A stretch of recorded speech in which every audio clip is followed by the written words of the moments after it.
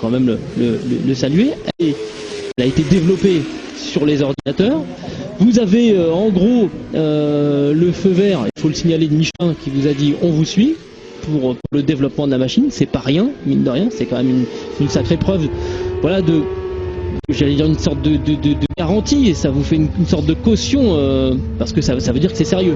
Ah ben oui, puis c'est formidable parce qu'on va bénéficier des circuits, des pneus, de l'aide de Michelin pour le développement, parce qu'évidemment avec des suspensions qui n'usent plus et qui ne triturent plus le pneu, on va avoir des problèmes de gomme, et qu'heureusement qu'on va travailler main dans la main avec Michelin. J'aimerais, alors, en restant tout aussi simple que possible, parce qu'il y a des gens qui ne sont pas spécialistes de la moto, que vous nous expliquiez la différence de fonctionnement de ces suspensions de la Geco par rapport aux suspensions normales. On prend d'abord l'avant. On sait qu'une suspension classique, comme sur celle de Tom Luthi là, qui nous emmène, sur les phases de freinage, la suspension s'écrase, et ça apporte un certain nombre de contraintes. Et c'est ça que vous essayez d'éviter, en gros. Ouais, comme une fauche télescopique est en biais, quand la roue s'enfonce ou débat sur une bosse, comprime, oui. Il est évident que la roue avance et recule. Il suffit de prendre une moto normale, de bloquer le frein, de freiner avec le frein arrière, de faire bouger la suspension. Et on voit bien que la distance entre les deux roues change. Mais c'est pire que ça, c'est qu'on voit que la roue tourne. Et si on freine du frein avant en même temps, la suspension est bloquée. Et si on met de l'huile sous la roue avant, en freinant l'avant et l'arrière, on voit la roue avant qui ripe de 50 mm d'avant en arrière dans l'huile. Imaginez-vous ce que ça fait sur le mouillé, sur l'angle. C'est effrayant. On est avec une roue avant qui accélère, décélère, c'est-à-dire vous êtes au freinage sur l'angle en train de décélérer, et la variation entre la vitesse du pneu au sol et la vitesse de la moto varie de 5 plus, 5 moins sur chaque bosse. C'est-à-dire évidemment perte de l'avant, etc.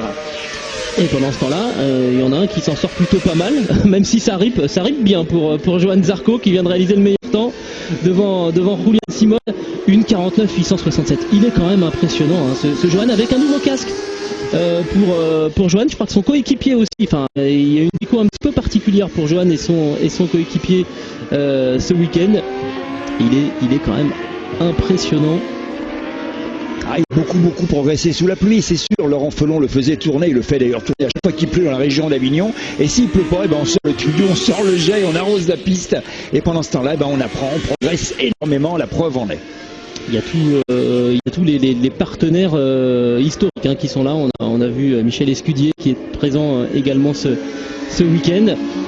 Voilà, donc l'idée c'est l'idée d'Eric Offenstadt, c'est donc voilà de contrer tous ces problèmes qui existent depuis que la moto dans sa forme actuelle existe, et la moto elle a été développée, maintenant il faut la construire. Et c'est là que le bas blesse. Bah oui, parce que en gros il faut un financement. Et alors j'étais assez étonné parce que c'est pas énorme ce qu'il faut pour construire cette moto. C'est pas énorme. C'est même, on peut citer le chiffre ou pas? C'est même assez minimum, oui. 30 000 € pour construire une moto comme ça qui peut révolutionner. 30 000 €. Qui peut révolutionner quasiment la moto, on peut le dire. C'est ça qui est invraisemblable, c'est qu'il faut 10 fois plus pour faire courir une 250 dérivée de la série que pour développer un proto qui pourrait créer un nouveau mode de conception et de calcul. En gros, vous parcourez les travées du paddock ce week-end pour trouver quelqu'un, pour trouver un partenaire qui éventuellement puisse vous donner les fonds, créer cette moto et ensuite la faire tourner. Bien, je ne désespère pas. Pour le moment, on n'a pas trop de pistes, mais oui, bien sûr, je suis aussi là pour ça. Oui.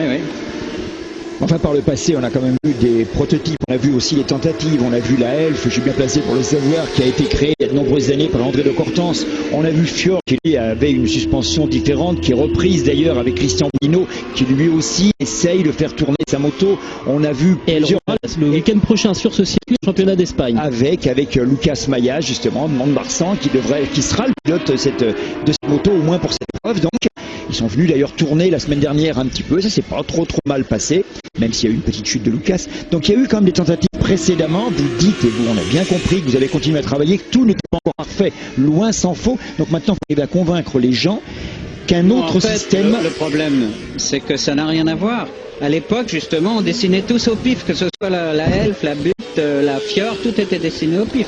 Quand j'ai vu Boudinot, je lui ai dit, mais tu peux pas faire fonctionner ton truc qu'à 30 ans, qui marchait pas trop mal il y a 30 ans sans plus, mais disons comme la butte, et faire ça. Il faut calculer tout ça. Et il est parti effrayé. Voilà. C'est pas encore Christian, il est adorable, mais il est parti effrayé. Ah oui, mais en tout cas, on lui souhaite lui aussi de réussir son aventure. Bien sûr qu'on lui souhaite de réussir. Eric, nous aussi, on calcule beaucoup à Eurosport, et là, dans le calcul, il y a une page de pub. À tout de suite.